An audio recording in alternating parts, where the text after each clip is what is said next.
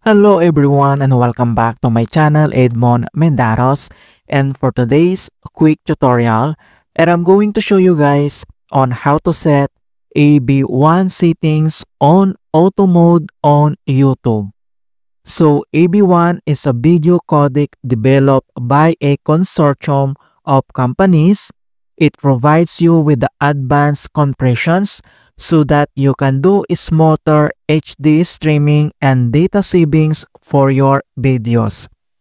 And if you want to set it to auto mode, which adjusts the bitrate of videos on YouTube, then I'll show you how to make that adjustment.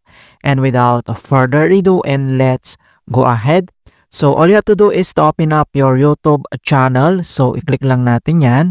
And once na open mo na itong ating YouTube channel, dito lang sa top right corner, i-click mo lang dito yung ating YouTube profile.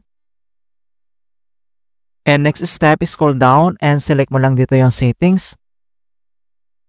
And dito lang sa left side menu, and kailangan mo lang i-select dito yung playback and performance. So i-click mo lang yan. And then dito sa right side ay scroll down and then i-locate mo lang dito yung AB1 settings. So may tatlong option dito na pwede nating i-select.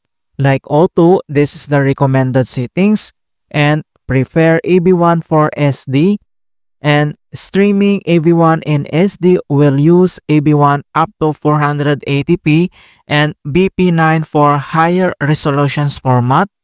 And the last one is the always prefer AB1.